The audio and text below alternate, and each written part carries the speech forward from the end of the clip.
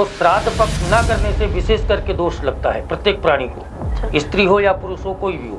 और स्त्री पुरुष दोनों में से किसी का आप नवमी पे नहीं कर पा रहे हैं तो अमावस्या तिथि पे सबके श्राद्ध एक साथ भी किए जा सकते हैं। सर जैसे कि आजकल कुछ लोग होते हैं जिनके पास खाने की व्यवस्था नहीं होती है, तो वो कैसे पितरों को अपने खुश कर सकते हैं इन श्राद्धों में? ये बात आपने बहुत अच्छी पूछी है।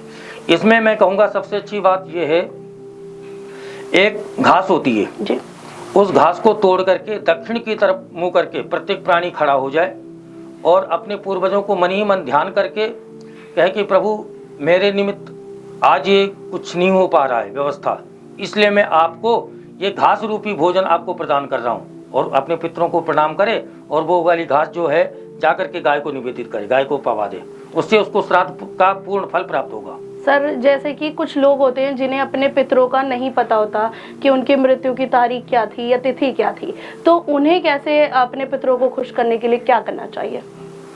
इसमें सबसे बड़ी चीज है, एक तो जो लेडीज होती हैं महिलाओं के लिए नवमी तिथि पे उन सभी का श्राद्ध कर सकते हैं जिनका ज्ञात नहीं है, और पितरों अपने पुरुषों के निमित्त अमावस्या तिथि जो आखिरी श्राद्ध होता है जो 2 तारीख को पड़ेगा, 2 अक्टूबर को, उस दिन पुरुषों के श्राद्ध कर सकते हैं। और स्त्री पुरुष दोनों में से किसी का आप नवमी पे नहीं कर पा रहे हैं तो अमावस्या तिथि पे सबके श्राद्ध एक साथ भी किए जा सकते हैं। सबके श्राद्ध एक साथ भी किए जा सकते हैं। तो सर मैं ये जानना चाहूंगी इसकी पूजा विधि क्या होती है, या जो भी दोष है पितरों का वो हट जाए, ऐसी कौन सी पूजा विधि है? इसमें सबसे पहले आता है हम किसी पवित्र स्थान में जाकर के ब्राह्मणों को निमंत्रित करें, अपने नित्य नैमित्तिक कर्मों से निवृत्त होकर के ब्राह्मणों को अपने घर में बुलावें और वो आकर के पितृतर्पण, पिंडदान और भोजन करते हैं। ब्राह्मण भी साक्षात भगवान का रूप माना गया है। हम उनको भोजन कराने से, दान दक्षिणा देने से, प्रसाद पवाने से, कपड़े देने से हमारे पूर्वज जिस लोक में होंगे, आप ऐसा मानिए जैसे मान लीजिए वो पितृलोक में है और उनको भोजन उस रूप का चाहिए, वहाँ पे तो भोजन ये चलेगा नहीं, वहाँ पे अमृत पान चलता है। तो हम जो यहाँ पे ब्राह्मण को भोजन कराए वो उनको वही अमृत के रूप में जाके प्राप्त होगा।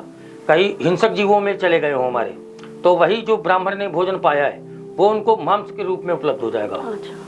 कीट मकोड़ों में हमारे पूर्वज चले गए तो उनको उस रूप में भोजन प्राप्त होगा। मान लीजिए हमारे पूर्वज बिल्कुल निवृत्त हो गए, निवृत्त का मतलब है मोक्ष को प्राप्त हो गए, भगवान जी के चरणों में पहुंच गए, तो वहां पर हम पिंडदान और श्राद्ध आदि करते हैं तो वो साक्षात परमात्मा की पूजा हो गई।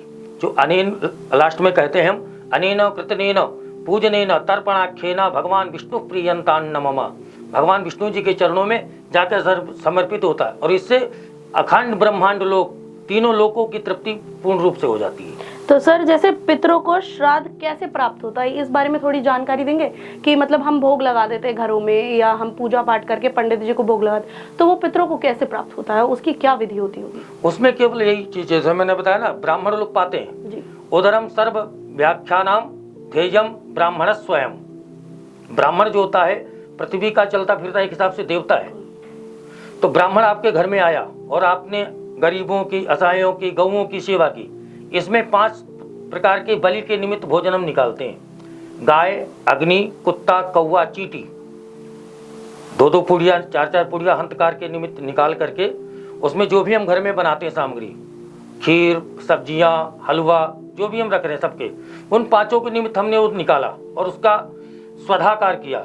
एक स्वाहाकार होता है जो हम देव कार्य में यूज करते हैं, और स्वधाकार होता है वो पितरों का के कार्यों में यूज करते हैं। स्वधाकार करने से वो जाके वो उन्हीं पितरों को प्राप्त होगा।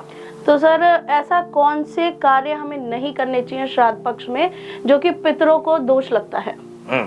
ये प्रिय प्रश्न आपका बहुत अच्छा है। इसमें मैं कहूँगा, एक तो नए वाहन आदि खरीदने, नए वस्त्र पहनने और स्वच्छ धुले हुए कपड़े पहने, और कोई भी मुंडन, संस्कार, नित्य नैमित्तिक कर्म, यात्रा पे जाना, इन सब चीजों को परिहार करना चाहिए पितृपक्ष में। तो जैसा कि आपने देखा हमारे साथ मौजूद थे आशुतोष शुक्ला जी, जिन्होंने बताया कि पितृपक्ष में किन विशेष बातों का ध्यान रखना चाहिए और ऐसे कौन से कार्य हैं जो नहीं करने चाहिए, इनका विशेष ध्यान रखना चाहिए। तो नमस्कार, मैं गुंजन शर्मा और आप देख रहे थे लोकहित क्रांति।